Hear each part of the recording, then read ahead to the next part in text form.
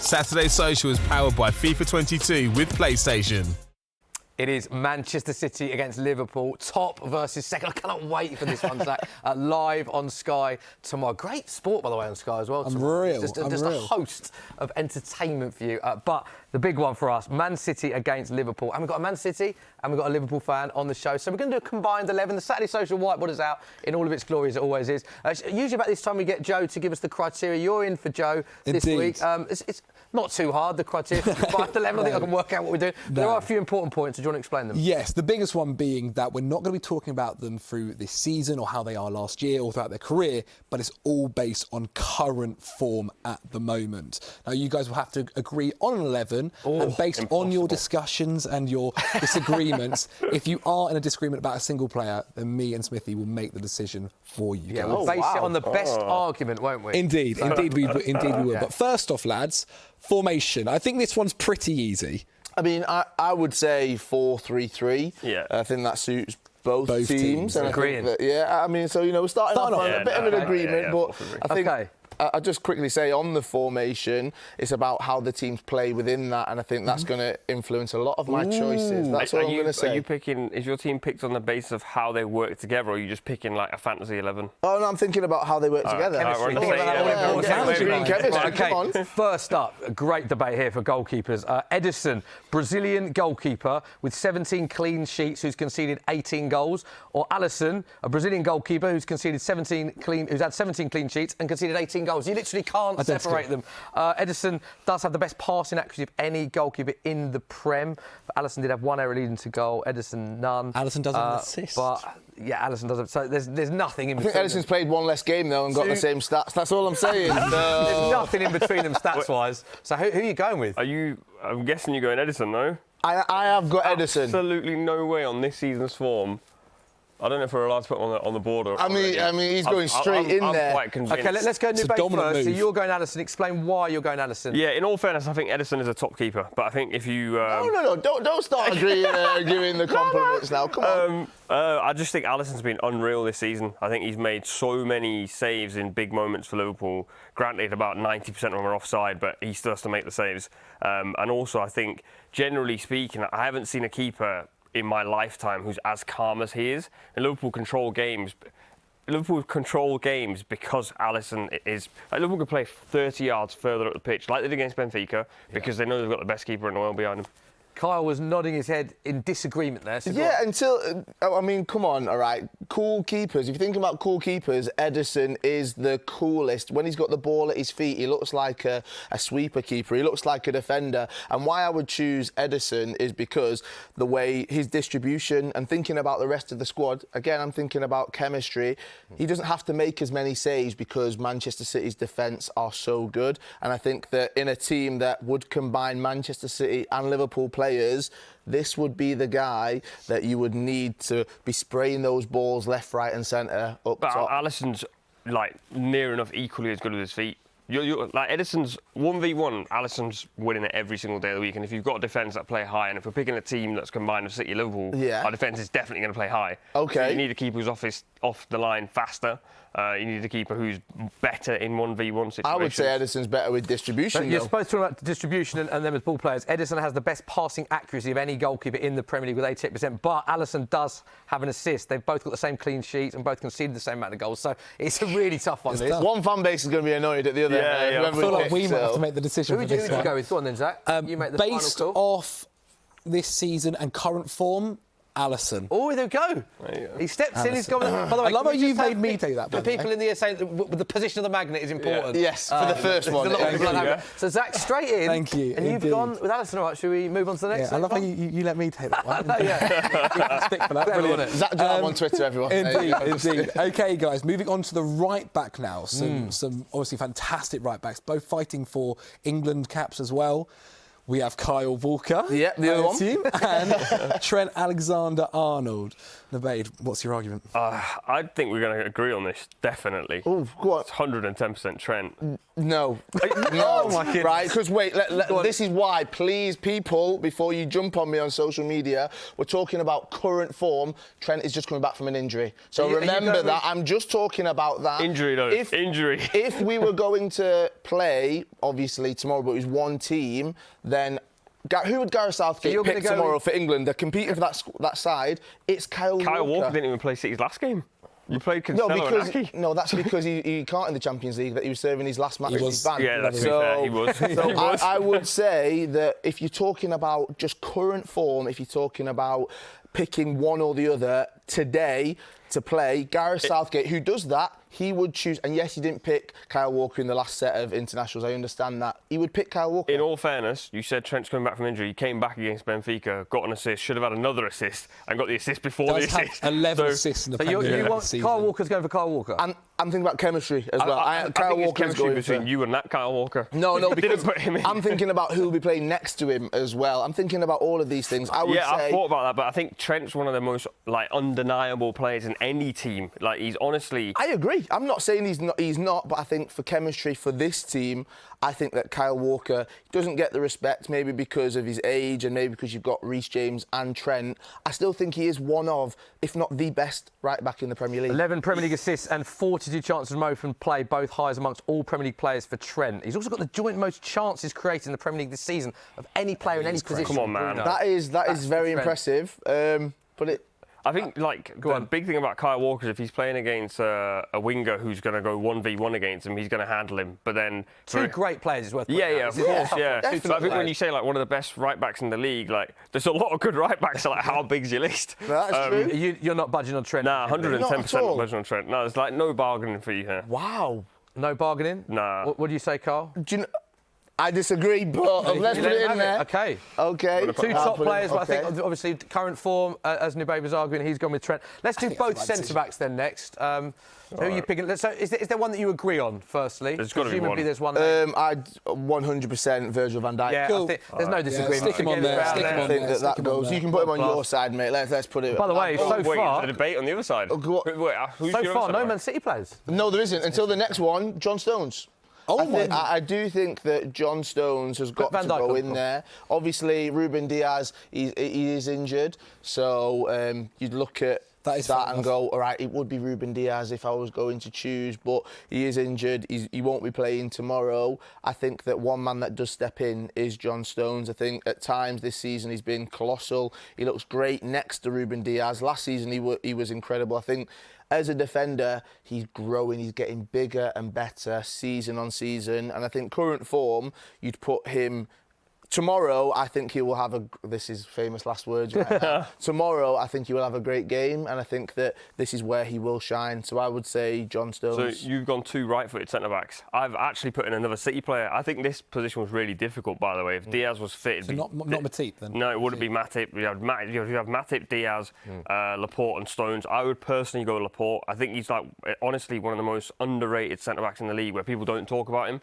But in this team, his ball progression would be unreal. And I really like the right-footed, left-footed centre-back combination. However, they're both your players, and it's a win-win for you. You're giving Kyle. Go on, I'm all right with that. I'm going to put John Stones in. Okay, go on, put him up. I am going to. So will you put that one up Did there? not expect that. There we go. I would put John Stones in there. Two right-footed centre-backs, so it's weird. Well, that's because I was going to play him here with Kyle Walker. But, that's it. Well, let's go for the left-back position then. Indeed. I mean, there's only one man that you've got to put in there. He's not even a left-back, but I think that he's been playing in that position.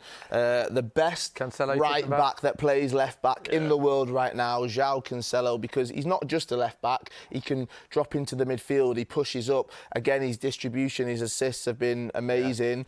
I think he had... Right now, you'd look at him and say he's the best left-back in the league. And I think that you can't really argue with that. He's first for through balls, passes into the opposition half, passes into the final third, shots on target, and touches of all defenders in the Premier League. He's right back playing left-back.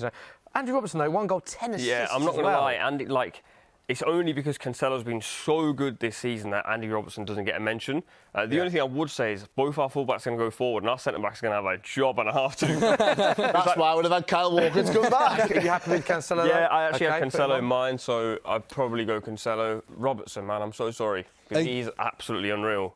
I think this midfield three is going to get nasty now. Oh yes, let's move on to our midfield three. Are you going to go middle, right, left? I think let's select all three of them, all three of them at once, and we'll go from there. I mean, you may need a strong DM here to drop into the fullback position when they do bomb forward. You do, and obviously the different options at Manchester City, you've got Rodri, this guy right here who has stepped in. The position was Fernandinho's, and Rodrigo's come in and actually just taken that and actually shown what he can do. And I mean, he's one of those footballers where he's got his shirt tucked in, he's just got simple boots, he just does everything, he does the simple things really well. Yeah. So that would be my argument. He would go in there if it wasn't for one man that Nubaid is going to show. Yeah, Fabinho. I think. Is that the man you're talking about? I am, yeah. So you're agreeing on him? I do think Rodri's class, especially in this team. I don't think Rodri actually gets sucked out wide very often. He sort of like sits in the base because you've got midfielders either side who get sucked out wide, whereas Fabinho is more than happy to defend in wide areas. And I also just think like the guy's an octopus. He's got so many legs. He's everywhere all Most the time. interceptions in the league. Yeah, you can't. Honestly, you can't get round him. It was a tough one, but I think he's the best holding midfielder in the league. And then the other two, let's do the other two because there's a lot we want to dissect, particularly with the forward areas. I mean, there's one man you've got to put straight in there, Kevin De Bruyne. Any debate with Kevin De Bruyne? Nah, Surely not. No. He walked straight into. We're definitely going to run out of space. I know, yeah, we are, aren't we? He definitely. Most chances created for Man City in the Premier League this season, which is the most obvious stat you're ever going to say. He's just such a technically great player, isn't he? He is, and I think he's such a special player. He walks into any team in the world. So he definitely goes third into player. that You one. both agree on him? This one could be interesting. This one was tough, you know, because as much as I love Bernardo Silva, I think Thiago's really gone under the radar this season. He's fuming about that. I just love Bernardo The thing is, Silva. like, if you watch, I think Liverpool fans who watch Liverpool every single week will always say Thiago because, like, we've got an incredible record with him. I believe it's like we've lost once when him and Fabinho have played together. Yeah. And I think he's unreal in possession. But then Bernardo's had some mad season where, like, every big game, he just makes the game happen. So I think with Bernardo, could I agree? Imagine Thiago just in this team right now. It'd be beautiful to watch. But I think with Bernardo Silva, he adds something extra, which is his legs. He is non-stop all the time. Plus, he's got the ability to find that pass. Plus, he's got that ability to create a moment of magic and score goals as well. And I think, for me, Bernardo Silva, with that 110% work rate that he's always going to give, he's got to go in there. He's got to go in there. What a team this is turning out to be then, lads. Scored a lot of goals. He's not scored in a while, though, in the Premier League, Bernardo, has he? But has scored a lot of goals this season. Let's move on to the front three, then, because, I mean, the options here, frightening. This is not a choice I'd like to make. I feel like I'm the one who's got more of the options. Should we go right first? I think it's without a question Mo Salah. Because I know people are going to talk about recent form and etc. etc. No.